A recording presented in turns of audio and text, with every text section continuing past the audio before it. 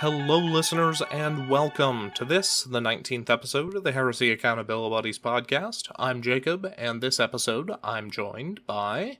Dan, Duncan, Jack, and John. And we're glad to have you all with us for this show.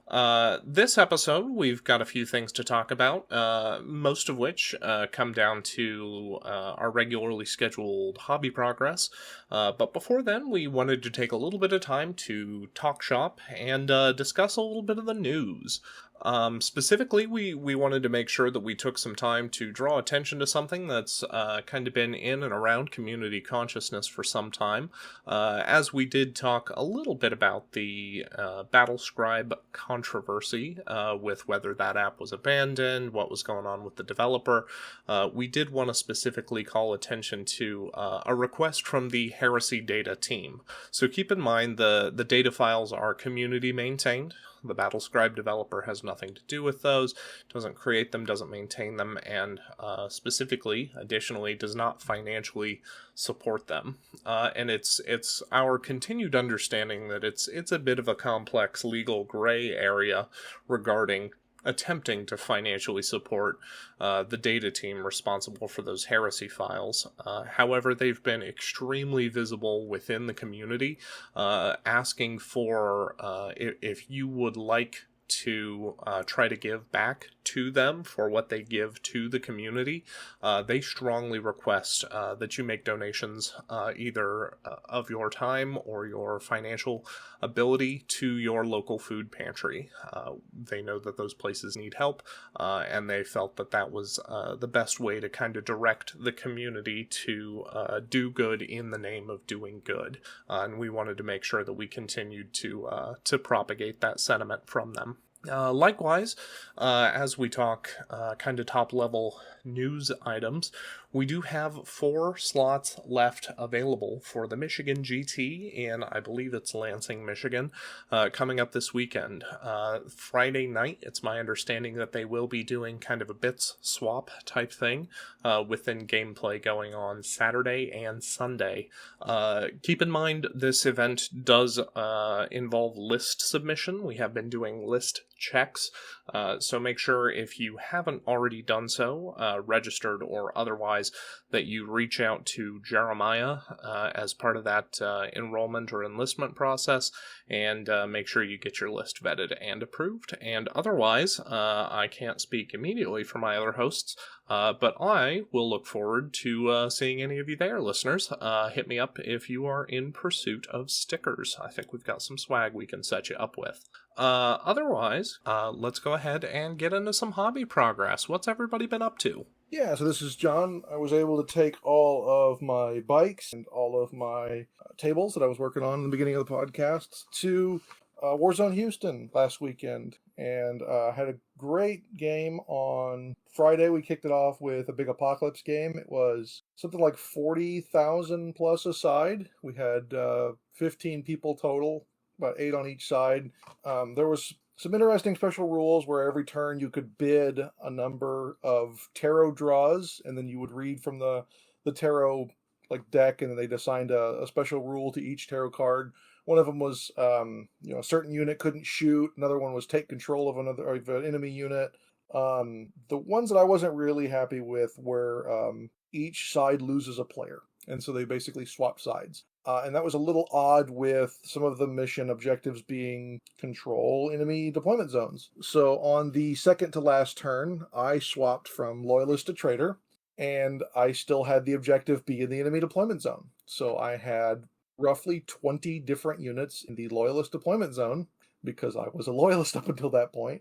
And the traitors went from losing by 10 to winning by 20. Yay! Whoa, what's a big swing? Yeah, so I was MVP for both sides, because when I was a loyalist, someone else swapped sides, and I ended up killing everything that they had that was on my side. Ended up taking it for the traitors on the other side, so I kept joking that my back was hurting all weekend because I was carrying both teams. But other than that, I had a great time on Saturday. I played World Leaders against KO, one of our listeners. He had a very fun list with Charybdis full of Red Butchers, and they went through bikes like nothing else. I was shooting him up left and right before he finally was able to do the World Leader reaction and get into combat with a like quarter strength squad and massacred his way basically down my line because I was deployed fairly close together. I posted photos for it on the page where I'm very close together so I could take advantage of the Ultramarines 2+ constant to hit bonus. Second round, I played against Kale and his friend Chris Cross. They both had World Eaters, and we picked up Jimmy Sims Ultramarines and my Ultramarines. So we basically replayed Armatura and had a giant fight there.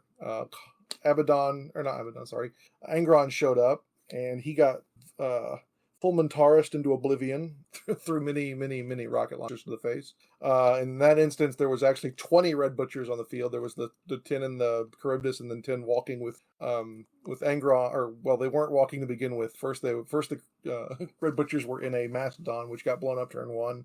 Then the Red Butchers got blown up by themselves turn 2, and then Angron got shot out from under him turn 3. So it was a fun game.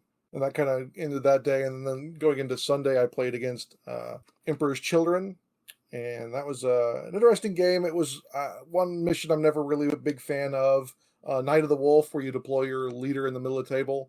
And they decided that he had Fulgrim and I had my Praetor on a bike. And so I left the combat zone with that guy, picked up my command squad, and then proceeded to go back to Fulgrim. They'd added an interesting thing where if you shot and caused any wounds before the combat started, you lost D6 victory points per wound caused. And this was a kill point mission, so victory points weren't exactly going left and right. I only shot vehicles because it specifically said wounds, which caused a couple of explosions to cause some wounds. My opponent thought, well, he's caused wounds in the shooting phase, therefore it counts. And so he decided to return fire and blew up a whole bunch of my stuff.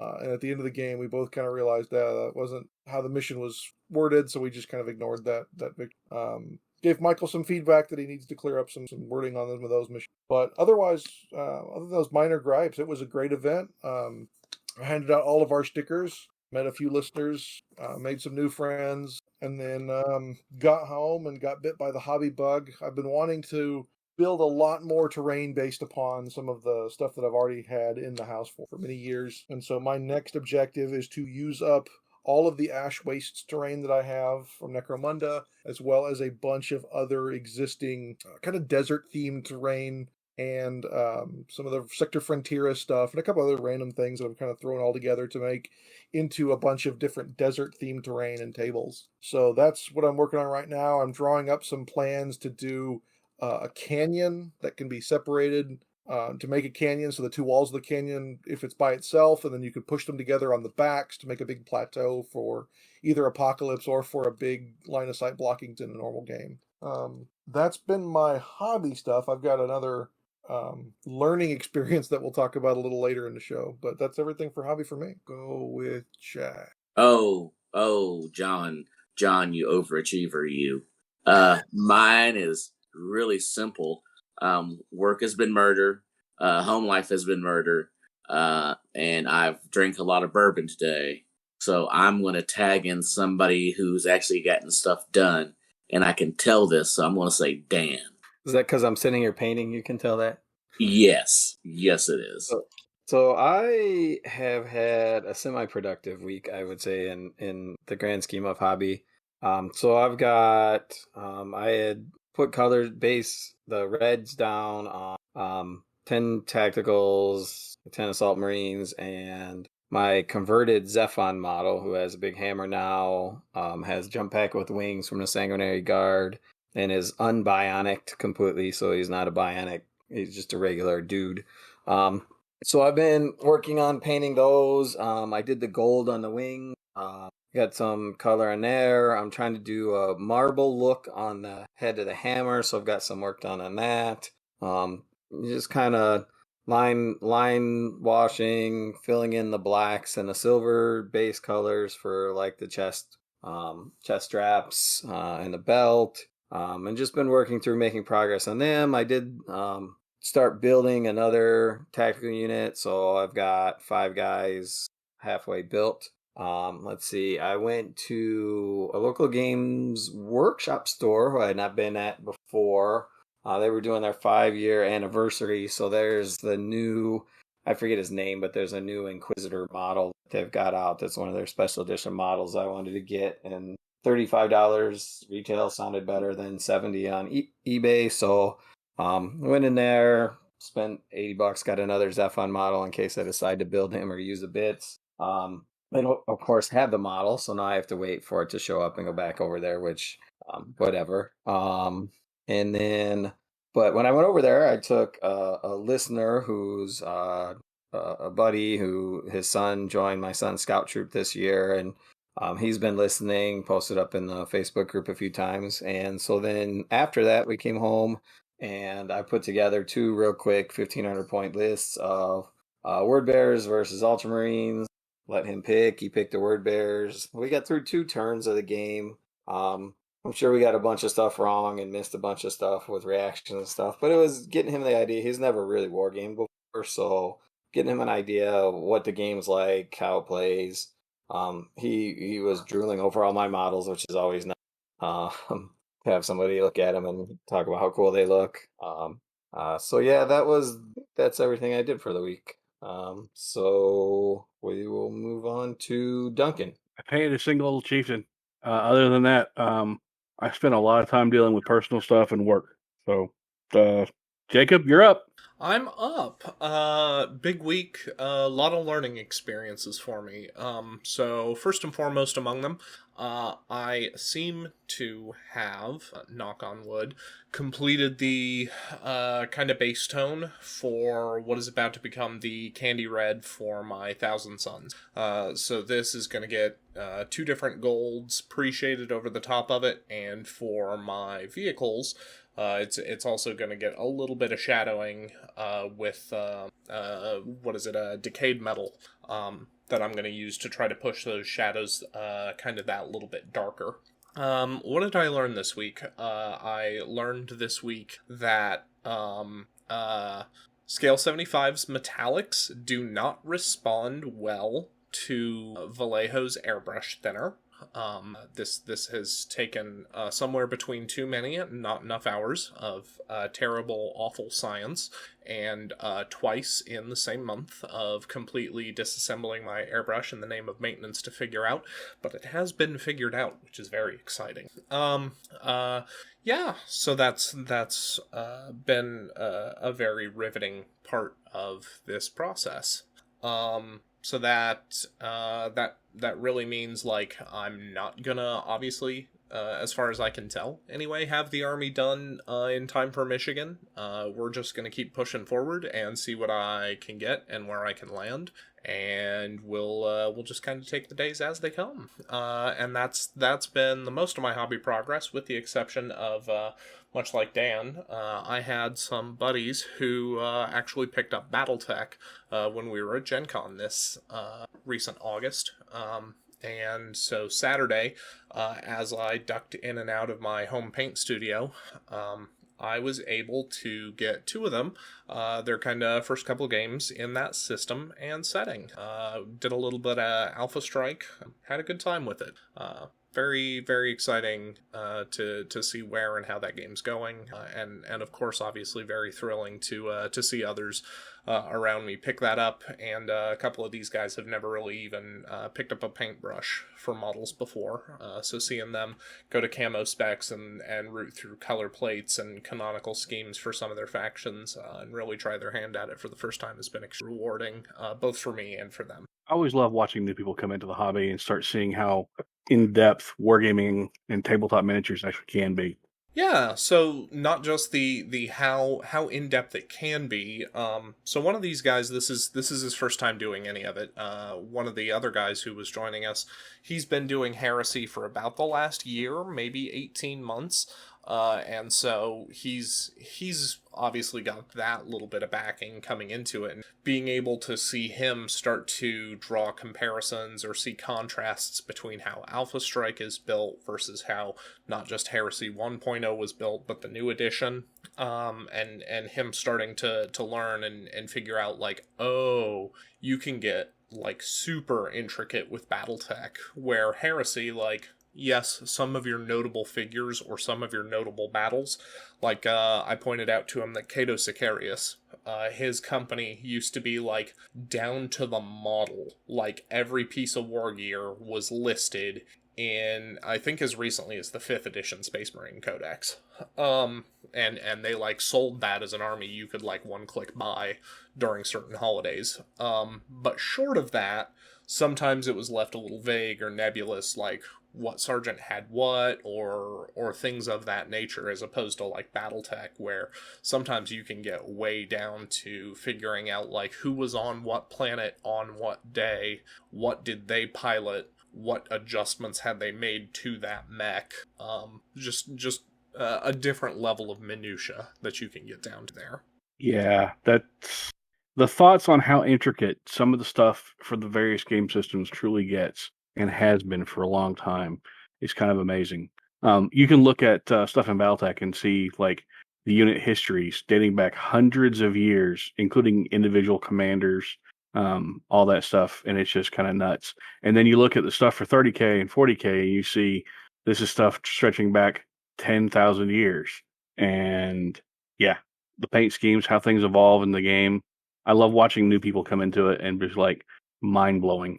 For as much as I don't always necessarily agree with or appreciate the direction that they have taken the narrative for Heresy and for 40K, there's something to be said for them, much like BattleTech has gone through in the last just 2 or 3 years, really, to close the loop. Obviously, Warhammer is exponentially larger in terms of scope or scale than what BattleTech claims to be. But the fact was that there were long times where they just said, oh, there's 10,000 years between the end of the Heresy and where we are in 40K, and we have a lot of stories that we can tell in. And they definitely didn't want to progress that.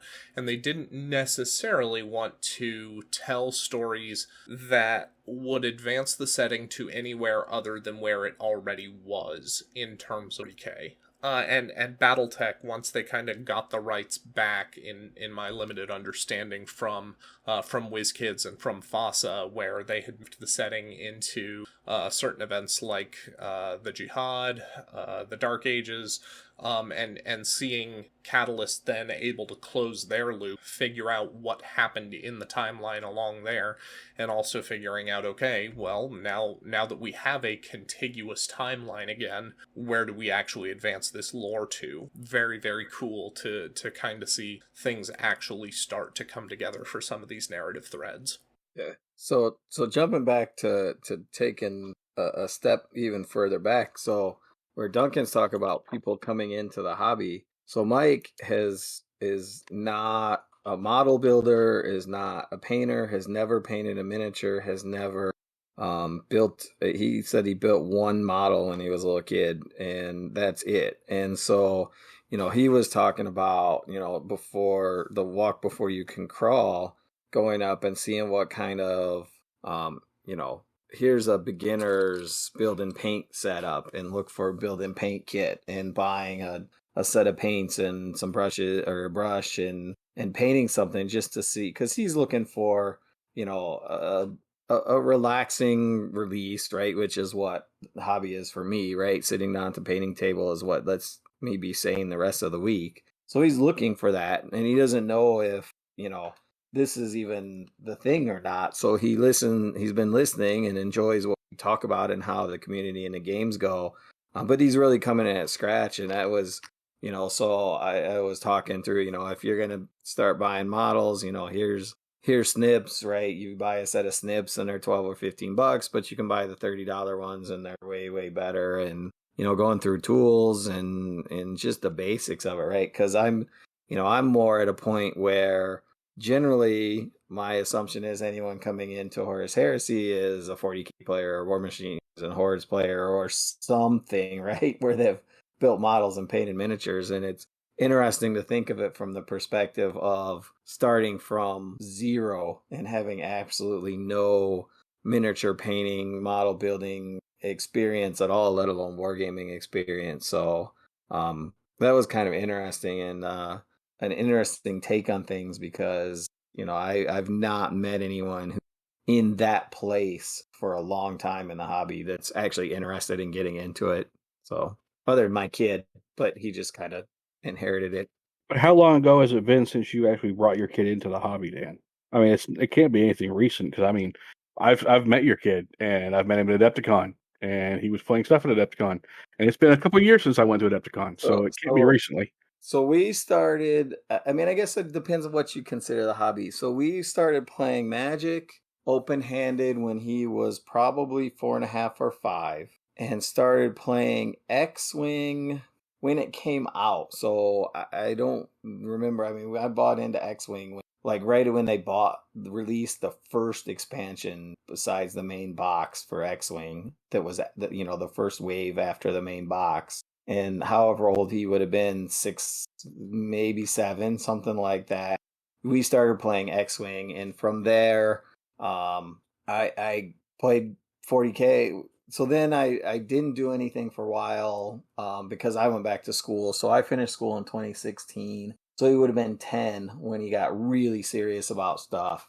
And at that point, we would play 40K, play Space Hulk. So I actually introduced him to Space Hulk with the original old school Space Hulk rules because part of me just loves the nostalgia of that, even though the newer ones cleans up a few things. And Necromunda, skirmish games. And then we started going up to the hobby store and playing Kill Team and Necromunda and a lot of small scale stuff and some big 40K games. We'd go up there and split my army in half and he'd play. So I'd say probably seriously miniature wargaming at 10, but exposed to it more than that. And started building a Heresy army around 11 or 12. Went to an event, borrowed an army from Ryan at 12 or 13, 12, I think. No, probably younger than that. Okay, so still, it's been a few years since you brought anyone into the actual hobby who's been brand new to it. Yeah, I would say so. Okay. But it's exciting to see him interested in, potentially a buddy to share and all that kind of. Yep. Definitely increasing your friends base who's involved in the game is probably a wonderful thing to do. Ouch. Don't hurt yourself. That was my cat clawing into my leg to climb into my lap. That's fair. So yeah. Anyway, does that cover everybody's hobby progress? I think so. It sure sounds like it. So, we wanted to, before we get into what I assume is going to be our main talking point this evening, which is the fact that we can now cash out, we can take our lovely FAQ swear jar, and we can go spend that money somewhere else, because an FAQ has been released! Yay! Not just one FAQ, it's a whole bunch of FAQs. Yes, many Can we FAQs. really cash out? Can we really cash out? We will get there in a minute. We're not there yet. Before we get to talking about those FAQs, I at least did want to take a little bit of time, just for some podcast housekeeping. We know that this is the 19th episode, and we are not, in this episode, going to end up doing the Raven Guard. I know that we did bring up for a moment that we were going to be kind of going lockstep, Legion and episode number, and at this time we're going to end up breaking with that. We will come back to Legion content shortly.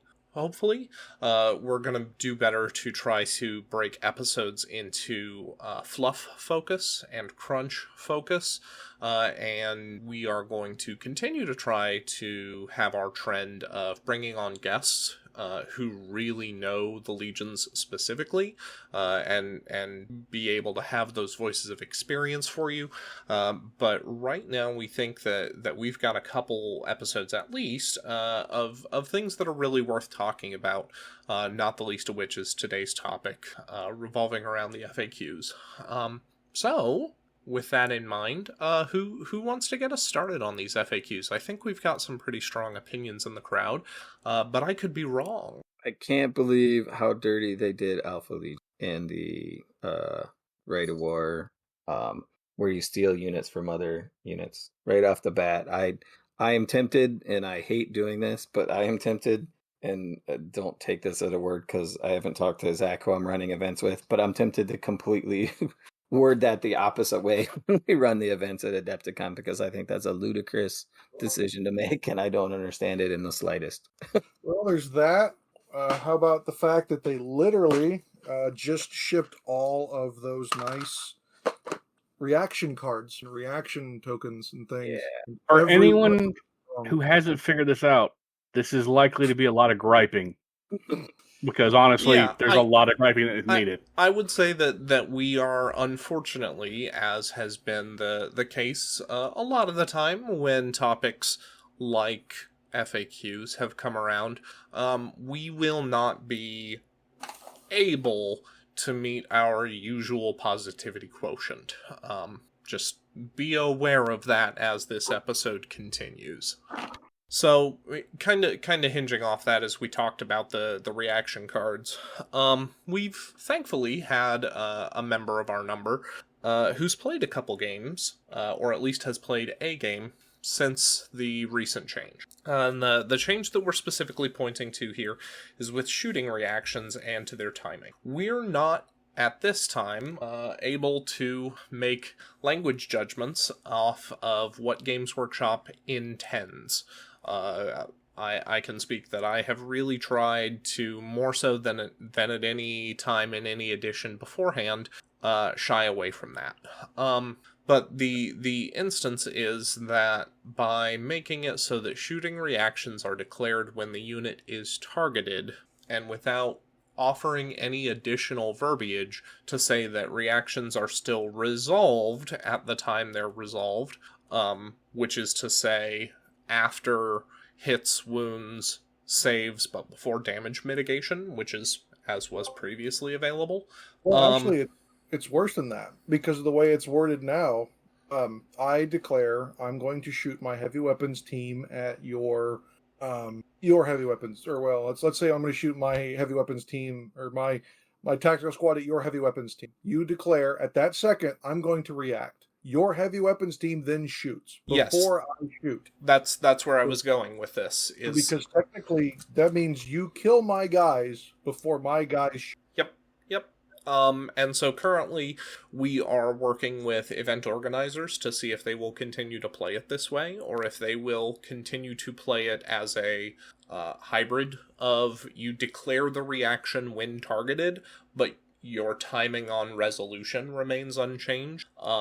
But that's a big question for event organizers, because right now, unfortunately, this continues to really strongly advantage the player who went first, because now you get to fire a unit up to twice before that unit is at risk of taking any casualties, give or take the enemy's reaction, and so then you could argue going first is a drawback, but yeah, I will say this caused one of our members in one of the group chats that I'm in to I think it was Dan who kind of kicked off discussion, and I think John and I kind of fed off it in a little too sarcastic a manner maybe, where Dan was like, I want Games Workshop to sit down and make a how to play Heresy video, and not just how to play Heresy the way we wrote it.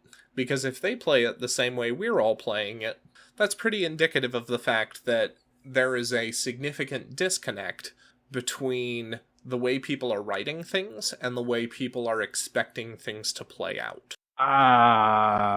That's a really, really nice thought. I don't think it will ever happen, but it would be nice if it did. Yeah. Oh, I'm not at all expecting it to happen, but I think it's as pointed a suggestion as I can comprehensively level at Games Workshop. Something that will both address what I feel are current and future complaints, and even though we've been clamoring for years, hey, maybe get a writing staff who doesn't cause these problems. Maybe change to an editing or a proofreading model that doesn't cause these problems. And unfortunately, at some level, we continue to buy the product, and so we continue to receive the product that we purchase. It's an $8 billion company. Well, yeah, It is. but you, much like Problem. Apple, did not get to be a however many dollar company Apple is by putting things like chargers or headphone adapters in the box or in their phones. Games Workshop did not get to an $8 billion company by hiring proofreading staff. Right, but I'm just saying, like, it seems odd that, I mean, even rules. It seems almost at this point that there's a disconnect between the rules writers and the FAQ writers, because some of the other FAQ changes, the Mechanicum one that doesn't even reference the Mechanicum, has a huge change for the Legiones Astartes, where technically anyone who has a servo arm can dedicate all their attacks to come through the servo arm, even though that was never a question at all. It literally says you just get an extra attack with the arm. Someone asked the question, can I put all my attacks through it? And they went, yeah, sure, why not? I also think that it's really alarming that everybody pretty quickly identified an issue with the Mechanicum book, in that Armigers, by being a separate unit type that doesn't reference Dreadnought or Automata, just completely misses out on some of the rules interactions with those unit types. And we got nothing to say or to indicate, yes, this was intentional, or no, this was not. Additionally, we did get a change to, let's call it a change to Fearless with regard to reactions and or damage negation. So, in the original release, if you are Fearless, you cannot ever make a reaction that would give you a new or modified save, including armor, cover, invulnerable, or a damage mitigation roll. You just can't do it if you're Fearless. Now they've changed it such that if you are Fearless, you cannot make reactions that would modify your armor, cover, or invulnerable saves. Cool, so you would think a Fearless unit is now capable of evading. Yes, but no. A Fearless unit can now evade. However, Shrouded, in addition to all the problems with Shrouded and the fact that Night Vision and the Cognis Signum turn it off, Shrouded now states that units who are Fearless may never claim damage mitigation granted by Shrouded. So, Magnus, who has Shrouded native, that just doesn't work now. Corax, who has a 4-up Shrouded, I can only imagine how many points he pays for that. Currently broken. And even though I poke and I prod at it, and I say currently broken, much like I referenced several things during my Thousand Suns breakdown, where I was like, hey, technically as written, this may not necessarily work. Shame on you if your opponent brought Magnus or Corax and you deny them their native Shrouded save. Shame on you. Pack up your models and think about what you just did. Yeah, I mean, I gave all the people that brought Charybdis to the event. I didn't care that they technically didn't have it until this week. It had it. It obviously it's a drop pod. It was going to get it. Like, there's a bunch of stuff in here where you can see logical throughputs. I mean, I appreciate the allowing you to do the math for Fury of the Legion, and I appreciate them saying, can you Fury of the Legion as part of a return fire reaction? I didn't think that made sense, but it's there and we'll use it. So, but yeah, it's so weird that most of these things end up just screwing with the game more than they help. I'd like to bring something up that kind of touches on this. Correct if I'm wrong, but damage mitigation, that's feel no pain, right? Yes, that's correct. So Fearless units don't get feel no pain if they have an attached apothecary. That is wrong. Shrouded states that it may not be claimed by Fearless units. The Fearless rule states what again in this It's new not update? the Fearless rule that states it. It is the Shrouded rule that says it cannot be claimed by Fearless units. I was misunderstanding. I was under the impression it was the Fearless rule that had changed, as well as those. Nope, they did change Fearless to say you may now claim reactions which grant damage mitigation, but then they made it so that Shrouded says that if you're Fearless, you cannot basically ever use Shrouded. So I think there are a couple legions, maybe Blood Angels and World Eaters, which grant Feel No Pain, and those reactions you would now be able to use with their appropriate legion. Legion reactions that are still broken as a result of this change. Technically, the Raven Guard reaction, Corax, and a unit he is attached to are allowed to use. They just can't claim the Shrouded bonus when they do so. They have to hope that they break line of sight and therefore turn off the shooting attack. Thousand Suns, Magnus still can't grant himself the 3-up invulnerable save from their specific reaction. Any others that come to mind? I thought I heard someone saying there might be an issue where the con may not be able to use the White Scars reaction, but I didn't look super closely into that one. Is it they can't use the reaction, or is it just that they get shrouded, so then they won't get, if they use the reaction, they don't get the shrouded benefit? I wasn't sure on that one. I'm sorry, what did I just miss, Dan? Hold on. I said I wasn't sure if it was broke the reaction, or just that they get shrouded, and then so if they use the reaction, they lose shrouded. Yeah. It's probably that. Okay, so we talked about the servo arm now being able to use all attacks. We talked about shooting reactions being broken. We talked about unfortunate interactions with Shrouded. There is also the matter where Perturabo and a number of other models that previously had firing protocols, which theoretically, depending on your reading of the rules, could have allowed them to both fire a gun and perform battlesmith actions at the same time. Those models lost those capabilities, seemingly as if to just shut down the whole discussion about if you can perform battlesmith and fire a weapon at the same time. Did that include the Mechanica one as well? I believe someone had indicated that Scoria had lost his firing protocols, but... And they also didn't bother to say if you could use Cyberthurgy and shoot with Machinator Array and stuff like that, where you're supposed to be able to do that. Well, questionable, because you could before if you had a bunch of upgrades, but now you can't. Dan also made reference to the fact that Alpha Legion has been FAQ'd in such a way that the Coils of the Hydra Rite of War, which states when you select a unit for the Rewards of Treason, you may select up to 3 of those units. Given the wording of the Rewards of Treason, many people, myself included, speculated that you would be eligible to select 3 different units from the same Legion as part of Rewards of Treason. Myself, and I think a number of people approached this in good faith on the basis that you would like to run a Highlander army, or something akin to a Highlander army, and have multiple different units, such that you take no duplicates and you get an army that is both more compelling to play and more visually interesting, both on the tabletop and on a display board. That's been shut down. Once you select a unit for the Rewards of Treason, Coils of the Hydra will let you to take that unit up to 3 times in your army list. Boring. Which is horribly boring. Boring. Yep, I don't know what else to say about that.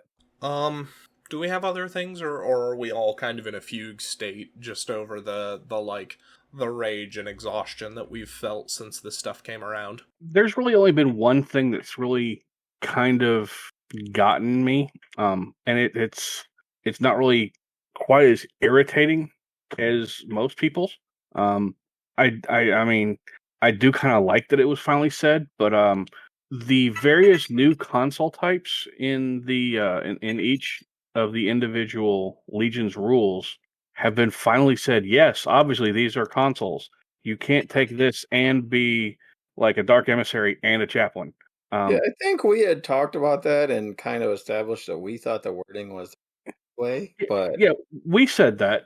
Other people did not, because, I don't know, some people are just strange and want to have all the toys at once. But I'm glad they finally said that. Beyond that, yeah, I'm kind of salty about the rewards of treachery for the Coils of Hydra, because I'm building an Alpha Legion army for my buddy Corin, and he and I had crunched some numbers and had come up with a couple of units he wanted to be able to fit into a single list, and they were not all the exact same unit. So he doesn't want to do like steal Fire Drakes, and Fire Drakes, which is what this kind of is pushing him towards. Yeah, that kind of sucks. Yeah, it's kind of the encouragement, unfortunately. Yeah. They did fix the charts being wrong in the main rulebook for that you can shoot pistols and assault with them, which was a contradiction between... Thank goodness. I wasn't sure how to play the assault phase without that change. Yeah, I know, but there were still people arguing it. Yeah. I do also want to say I'm really kind of happy that both the Liber Astartes and Liber Hereticus have pretty much the exact same first page for some of their stuff, because that way we don't have like, oh, the heretics can get an assault Charybdis where with Deep Strike, and the Loyalists can't, or vice versa. That's just Based Yeah, upon your review, be honest, were you worried that they would screw up that copy paste? yes, I was. So it's I love so how we I all will just unanimously hit you with a yes. So I will say something that's interesting because I was playing that demo game yesterday, and it's my second game with 2.0, right? We talk about all our rules and stuff, but when you get down and you sit down and start rolling dice, I'm still referencing a bunch of stuff and teaching a new guy. And I find it really handy that up until the start of the Legion, the page numbers are identical in the book. So the whatever fluff or anything there is in the beginning, same number of pages, all the units start on the same pages, special rules start on the same pages. Everything matches from the two books. You can argue all day that it's not laid out great, and I still don't understand why there's special rules in the Astartes books and not all special rules are in the main rule book. A few other things in the layouts, but it is nice that if I say, okay, you want to see what the Sikaran Arcus missile launcher does, it's on page 187, right? And it's not, but whatever. And the other person can look up a 7 in the Heretic book, and it matches what's on the Loyalist book. I thought that was nice. Yeah. So the other changes that we got as far as PDFs are concerned is they updated the legacy units and they added the Mechanicum legacy. The changes as far as the legacy units go really don't help balance anything. They just seem to add in some of the war gear options that were missing as far as the blades go, for Palatine blades, I think it is, for the Emperor's Children. And they fixed some of the weapons options on like the super heavies and things like that for Astartes. But for Mechanicum, they've come out with, they finally added them for they added in the Termite, they added in another Thrall unit so that way they can get the chain swords and Mitralocks that they'd missed before. The Tarantula they got, which is still crap, and they don't have the ability to override the sensors like they could in 1.0. I think the coolest thing, though, is the Macro-Arid Explorator, which used to just be the Land Raider entry, is now transport capacity 26 and 5 hull points. So they basically turned it into the Mechanicum Spartan. And as someone who's looking at building a Myrmidon army, I think it's pretty cool. I was gonna ask, did the Paladin Blade squad change completely, or was it not in the book originally and they added it? Because it's all magenta. They added it. Okay. I have an original copy of the one before.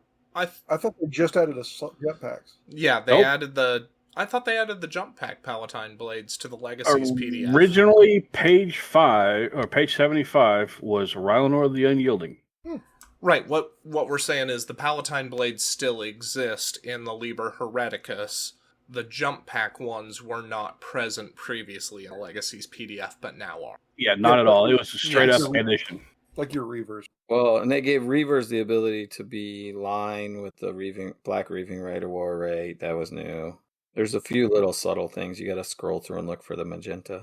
Yeah, for the most part, though, it's mainly just war gear tweaks. You're saying the alternate Reavers now count as Reavers for the Black Reaver. Okay. Yes. There's no balancing options is what I'm more concerned about. Like, the attack bike is still 55 points for a single wound. All of the planes are priced the same points. All the super heavies are priced the same points, even though they all have different war gear options. There's no logic in that. Fulmentaris still doing Fulmentaris things. Yeah, well, I would argue that the if anything that Primarchs probably got neutered more than anything out of this one, and from what I can tell, because Primarchs were the biggest problem with the game, and not Dread Contemptors or anything else. Yeah, so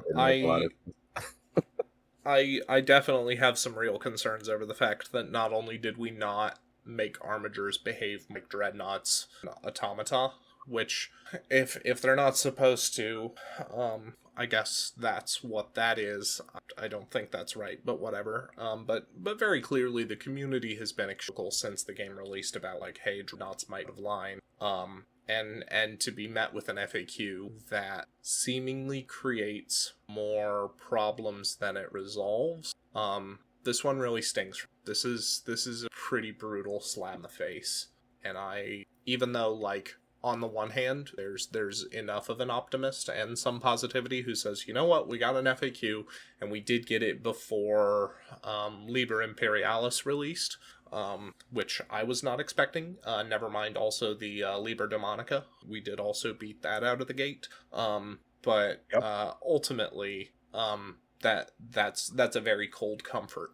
And that means that I've got to score this like a 3 out of 10 as far as FAQs go. Congratulations, you put one out, but this probably leaves the game in a worse state than what it was in when you produced this. So does that mean we're spending 30% of our swear jar and then continuing to add to it? Is it a balance? I don't know if that means we spend 30% of the jar, or if we just keep 30% of the jar for a seed, and then we spend the 70% doing something that will cause us to no longer experience our sorrows. Honestly, I think we should take our FAQ swear jar and just turn it into a donate for a local food pantry. But you know what? I'm fine doing that. Yeah, I mean, I up my. I always do a donation through a company, and they've got like an option to add stuff on there. So I added on a little extra this time for Battle Scribe, even though I don't use it as much. I've used it a couple times, so I wanted to pay my way. So anyway, Jameson mentioned that on the last podcast, and there's a post up for it in the Facebook group. But he's got a nice Toys for Tot army. Death Guard, yes, mm-hmm. And it's going to be going up for auction at some point here in the fall. That was part of what the question was, kind of a survey looking for when people would want it to go up. Is it closer to the holidays, when, and that sort of thing. So if you care and are interested, please post that up. If you're interested in bidding, please bid when it comes up. I know that's a really cool thing. I know at some point, and probably hardly related to Heresy, but at some point I have a ton of Eldar Aspect Warriors and a bunch of old stuff that I intend to donate and get someone painted up to also go for Toys for Tots.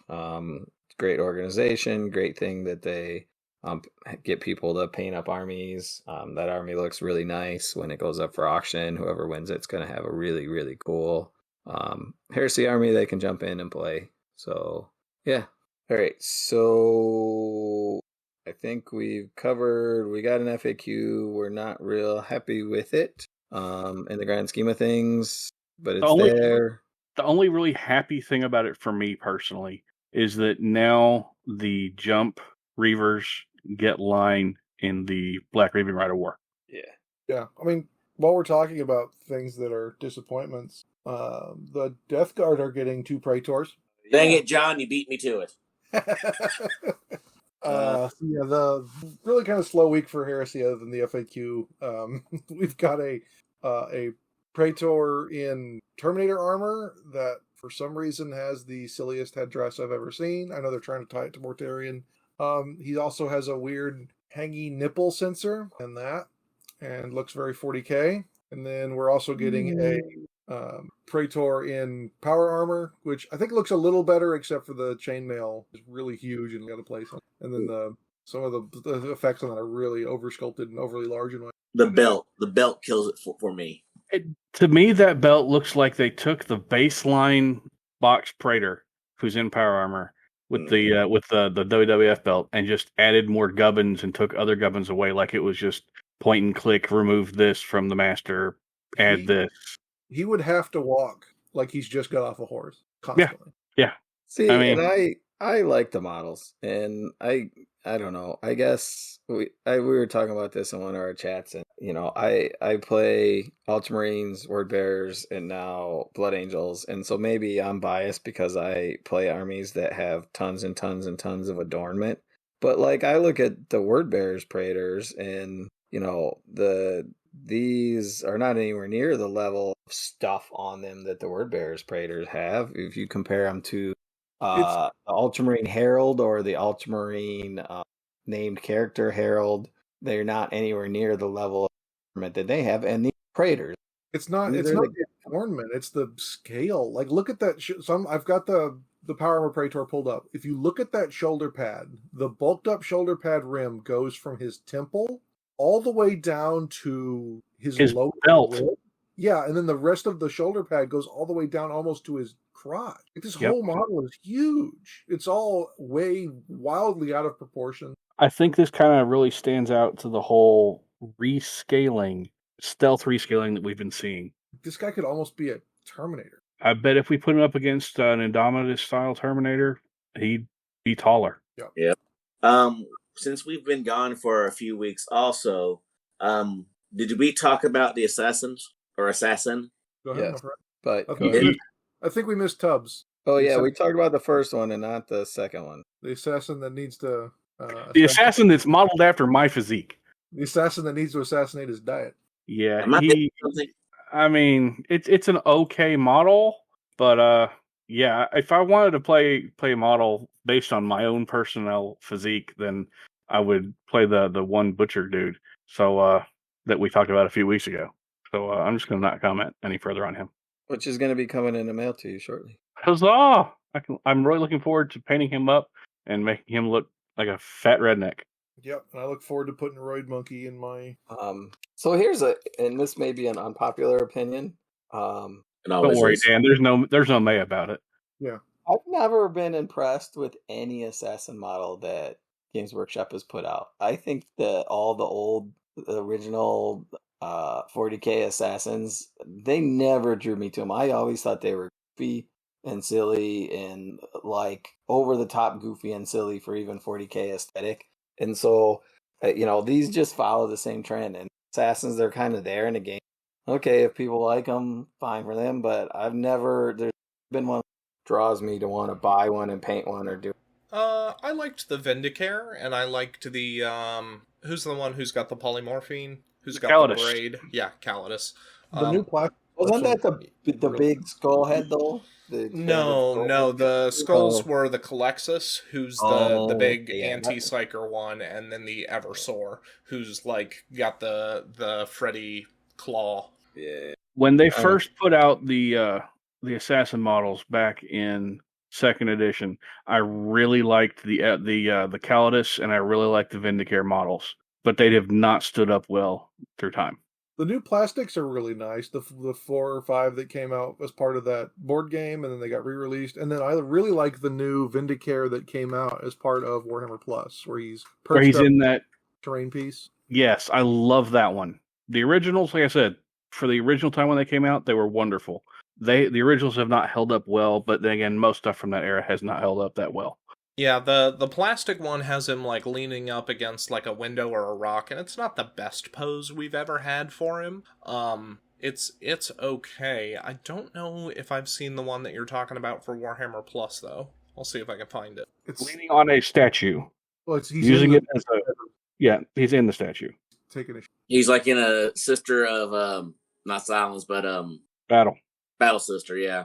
See, I like that one. Yeah, I will agree. That one, spot on, perfect. At least. Oh wow, yeah, okay, yeah, that's a marvelous model. That's a spectacular sculpt. Yes, it fits him perfectly. I got it there. That's everything I wished the board game plastic one was. We just lost Dan, and he's back. I don't know what happened with my interwebs. Interweb happened. Mm-hmm. All right, so does that cover everything we want to talk about tonight? I think so, unless somebody else has anything else to bring up. Did we want to do the transport versus storage discussion now, or do we want to do that another time? that's a great one to bring up. Yeah, I think we actually should, especially since it reflects on what was going on with your Warzone.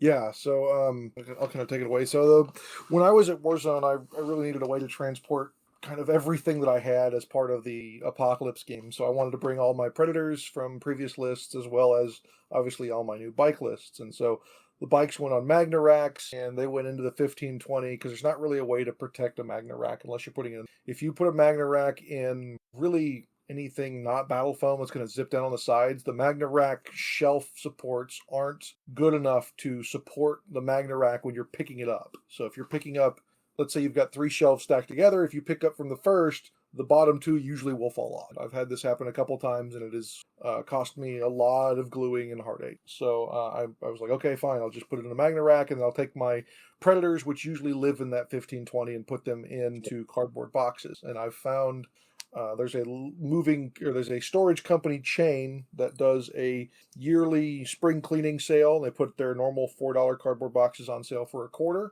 and those are exactly battle foam size boxes. So whenever that happens, I go out and buy $20 worth of boxes and just sit on them and then use them as I need them and throw them away if they get disgusting and don't feel bad about it. So that's my usual kind of transport method. Now, notice I said transport method, not storage method. So when you're looking at larger heresy armies and you've got a couple games or a couple years of gaming under your belt, you end up having to find places to put your models when you're not gaming. My wife does appreciate my hobby, but I have so many models that I really can't display all of them at one time. So I have a couple models that I put on display. Duncan's lucky enough to have a big Calyx behind him that he's got everything displayed on. Calyx being the IKEA shelf, not the Mechanicum unit. So there's multiple different ways that you can kind of display models. What I do is up until this point, I have been using Sterilite ornament cases, and these are roughly 6 inches tall between each case, and the latch is integrated into the sides of the case. The downside about that is if you have ever set anything on top of the case that was not another stackable case, the clips warp in such a way that they'll never snap again. And so what I've done is if I ever wanted to transport my storage solution is I would take luggage straps and crank the hell out of them, and then I'd have everything together and move it that way. The other downside is the fact that there's no real way for models to stand in the bottom of that, so I had epoxied a bunch of tin sheet to the bottom of these ornament trays that allowed me to then put my magnetized models onto the tray. The downside there is the fact that 2-part epoxy really doesn't stick to whatever cheap plastic these trays are made out of, and it was giving up eventually. So I'm running into a lot of problems there. What I've also found was Green Stuff World makes what they call flexible steel and flexible magnetic sheeting. This is really handy stuff, but it's about $5 a sheet. And I really wanted to use that on my next endeavor as I'm using it for my Mechanicum bases for everything. But, if you're going to store long-term model storage for a lot of models, that's really not going to be worth the money, $5 a sheet.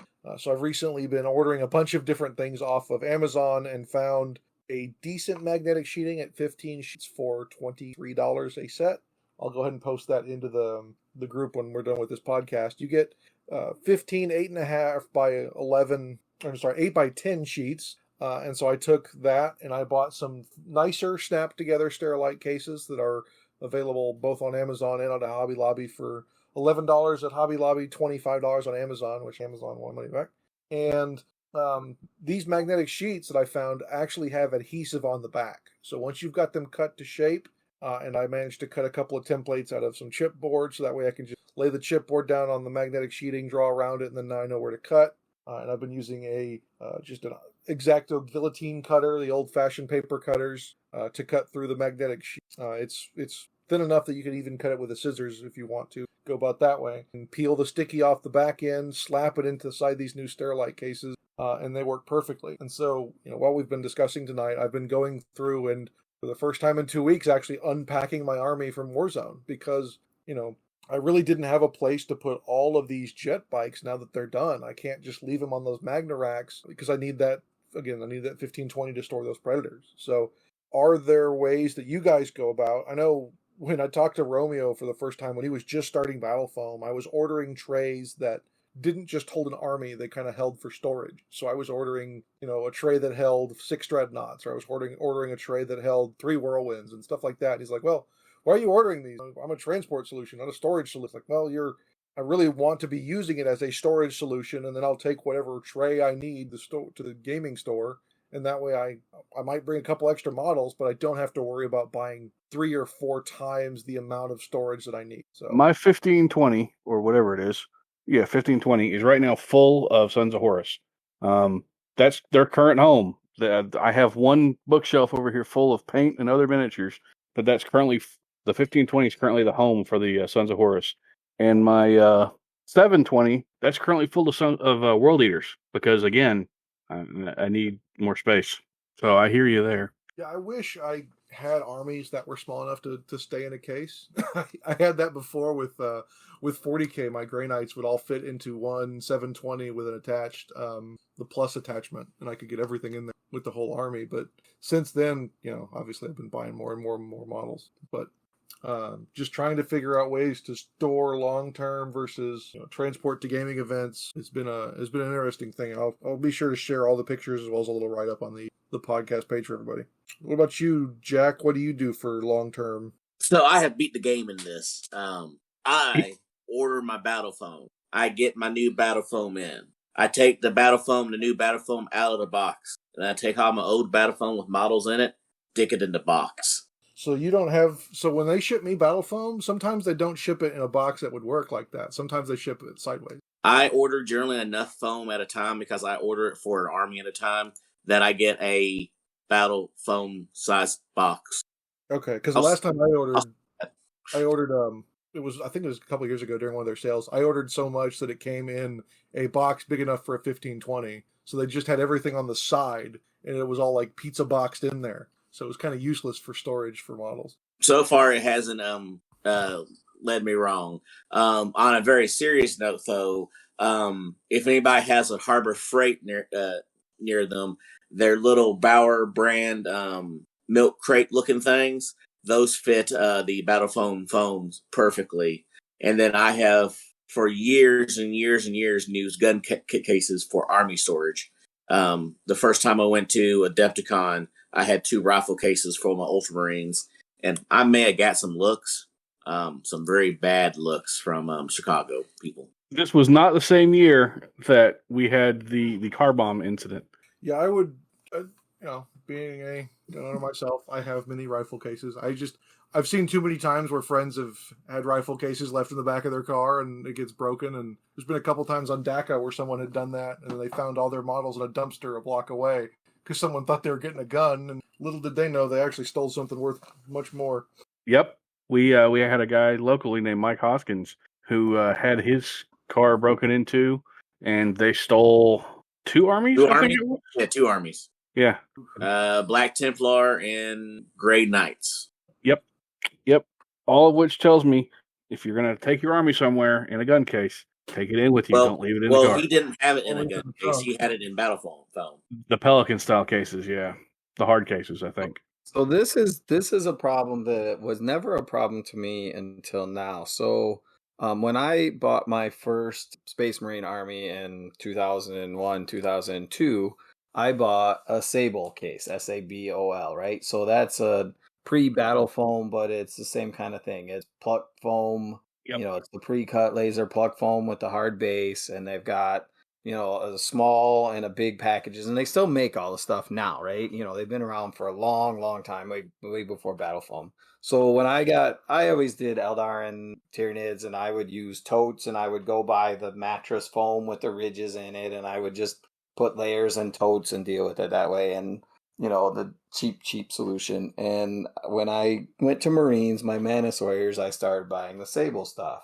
And so when I got into Horus Heresy, I continued to buy Sable trays. And when I go back to Michigan, for example, my game store carried them for a while and I stopped, but the Michigan Pandemonium that's over in Garden City still carries it. And I'll go in there and I'll buy a few trays. And so all of my Manus Warriors are sitting in those foam trays on a shelf in the other hobby room. And then all my Ultramarines, so I eventually went out and bought the larger version of that. So I had one that would hold 1 stack, and I bought their army transport that holds 2 stacks. And like my Ultramarines army, I can fit all of everything in that army in there with a KR case on top of it that holds my Fire Raptor and Damocles in it, and it fits in the bag. And so they just get stored that way, and then the Manus Warriors are stored in the extra foam, and I can switch it out. And I've since given my kid the smaller bag for that, and he puts his Alpha Legion in there. Now, when I did the Word Bearers with the 7 drop pod list, I went out and I bought the foam for the Charybdis and the Dread Pod and the Leviathan, and the foam for 5 drop pods. And then I bought Magnarax for everything else and magnetize the bases, and it fits in the big, the big case, or 1520 or whatever it is. And now that I'm buying the or doing the Blood Angels, I'm going to run into the same problem because I don't want to buy another bag. So I will probably eventually buy foam for like the two Spartans and the Kratos. And I think that John's proven out that you can, with sponsons not on them, fit all of them in one tray. And I've bought the Magnarax, not the sliding ones, but just the solid Magnarax to put the army on. I was able to order them through the local game store, but I don't know what my storage is going to be because the Magnarack, unlike the foam trays where you can just put something over the top and protect them from dust, the Magnarack is going to be sitting out in the open. And I mean, yes, I could take garbage bags or something or cellophane and wrap them when they're just stored, but I'm kind of at the point where I'm trying to decide what. And one of the things I was even thinking about is trying to find a tote that would just hold Battle Foam and Magnarax, in the right size to where you could maybe have 2 stacks of them all stacked up next to each other and be able to switch it in and out between your bag, and then not having to worry about a bag for storage for both armies. You just store one in it and the rest of them are in a tote, locked up in trays. So I'm not sure, but Hey, John, you had talked a while back about you had seen or created a battle foam tray that would hold 3 Proteus?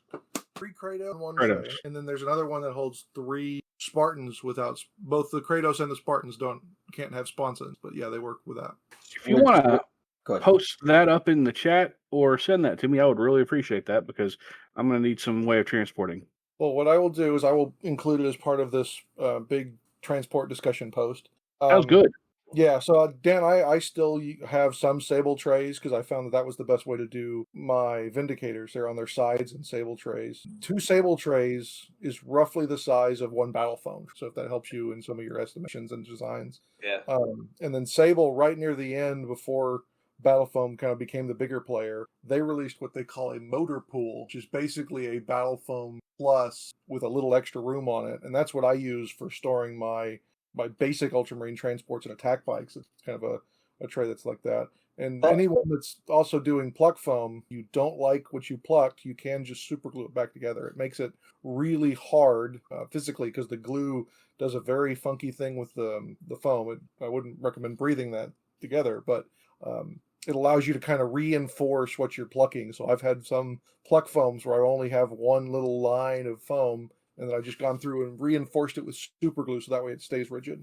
I think the motor pool one may be the one that is my Ultramarine saying, because it's 2 rows, and depending on which size rows you have, it's 5 or 6 or 7 rows. And like I say, I get all the infantry and tanks in the bottom, and then I put the I did buy the KR multi-case for the Fire Raptor and Damocles, the combination, and that works out really well for those. Yeah, I was actually Battle Foam customer number 0001. So I've been doing this for a while, trying to figure out, the perfect foam transportation. Back when I was doing 40K, I'd finished painting a company. I was trying to figure out how to store that company. And then obviously as I moved into other companies, before I sold it all, I was trying to figure out between Sable and everything else. The big problem I ever had with Sable was that there was never 10-man units in their trays. It was always like something smaller. GW's goofy red foam that was way overcosted because you always got those big could beat someone to death with cases with it. And I remember, oh man, I don't know if this is going to sound really old. For a little while, GW even released a line of backpacks, the troop elite heavy support, that were designed to hold all of those goofy giant plastic cases, multiple ones together. Like the elite one opened up and you could shove 2 plastic cases in it, and then the heavy support was like 4 cases. It was really, really weird. They're all made out of pleather, and they looked like they'd hold up for all of 30 seconds. I will say I do have one good case from GW, and that's what I'm currently using for my Sons of Horus to transport my Proteuses, and that's the GW hard case. That's the only GW case I've ever had that I actually liked, and it's actually been reliable in the way it works. I took all the foam out of the one GW case I kept, threw all the foam away, got Battle Foam to custom cut some foam for my wife's camera equipment, and that's what she uses for her camera equipment, because that thing ain't going nowhere. Yeah. It's a hard case. Yeah, it's just a solid branded Pelican case. Yep. I think at this point we've kind of touched on most of it. I think we've also given away to our audience as to why we're, or just an example perhaps of how old and not hip with it we are. We just talked about the equivalent of wargaming pants for who knows how long. There was We did.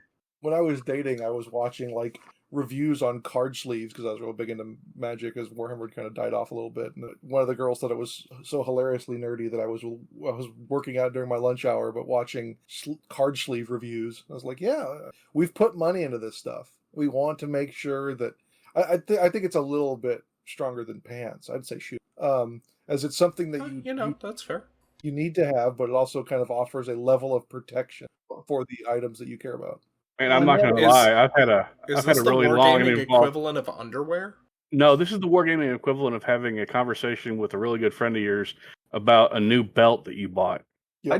I'd say it's the equivalent of a wargaming equivalent of a cup for an athlete. But it was interesting because I was talking with Mike yesterday about the cost of the hobby and laughing at the budget heresy is $1,000 to get into the hobby, et cetera, et cetera, et cetera. And you start talking about this, and a full Batafoam setup for my word bearers was it $400 or $600, right? I mean, you can spend a huge chunk of money on this stuff. So I think it may be talking about underwear or whatever you want to call it, but it's also a topic that's a pertinent topic to people because you can spend a whole lot of money, and if you get something you don't like, wasted a whole bunch of money if it doesn't work right? So, there's a relevance of it at the same time. Yeah, so. You want to make sure that, obviously you've invested the money into the models. You've invested the most important resource you have in your time, painting all these models. Now, whether or not you painted them yourself or you paid someone else to do it, and if you're paying someone else to do it, that means you're investing even more money. So, honestly, there's a lot of money, blood, sweat, tears, time. Every part of that is into your hobby. So you might as well go a little bit further and buy something that's worth it for transporting them. I remember when I was playing, when Steel Legion had just come out, I was storing them all in a tackle box, and being all metal models in a tackle box, Duncan is wincing, he knows where this is going, they got beat to crap. And I had to repaint that army twice and through a couple of seasons of gaming. So, always be sure to take care of your models. I mean, I have models now that I painted 7, 8 years ago, 9, 10 years ago, some of them. I mean, but I would have had models that were almost 20 years old paint-wise. My first Land Raider that dropped in 2001 was still gameable because I put it into a Sable tray when it first came out, and then that progressed through to Battle Foam as it came out. So if you take care of your models, you will never lose the time investment you put into them. My Escher gang that I originally painted in 97 and 98, most of the models are still painted, and I have one, I forget the company, it may be Chessex, had the old plastic that flipped up with the little slots in it, and that Necromunda gang's been in that Chessex case from the time I bought it, and I've never had to, maybe a touch up here or there if you drop them or something, but I've never had to repaint any of those Escher models, so that's 25 years. Many years ago, when I was a teenager, I went to a local smoking store and I got like 6 or 7 or 8 cigar boxes. And for years, I used those cigar boxes to transport a Dwarven army around. And they rattled around in there and they knocked into one another and they tore paint off one another. And they already looked bad because, it's a young teenager painting his first army and not really knowing a lot about how to do stuff. The only models that didn't lose a lot of paint off of them were the ones that were done with tester's paints, because that stuff never comes off anything. But yeah, we are showing our age, and we are definitely talking about stuff that's deep in the weeds, as it were. Well, before I sign us all off, I'm just going to follow John's earlier point. If you've looked for reviews on card sleeves and you're looking for something that's standard playing card size, I'm pretty sure Dragon Shields will have my money for as long as I'm living, breathing, unless someone else somehow, manages to make a card sleeve out of, I don't know, unobtainium and dreams. I am all but I do- physically incapable of destroying them, and it kind of upsets me. Yeah, I do inner sleeves of I forget the Japanese company, and then I do an outer sleeve of the Ultra Pro Eclipse, which I used to be a big Dragon Shields guy, but once I started inner sleeving, not all the inner sleeves would always fit on Dragon Shields, so I moved to Eclipse. But Yeah, I'll agree. Dragons are definitely more picky as far as they really want you to use the dragon inners. yeah, but I mean that's technically kind of related since we've got a 40k Magic or group set coming out. So Oh yeah, coming up in October. So, I think with all of this having been said, I've been Jacob, and this episode I've been joined by Dan. Duncan. Jack. and John. We're glad to have had you with us, and remember, stay accountable to your hobby and to your buddies, and we'll see you here next time.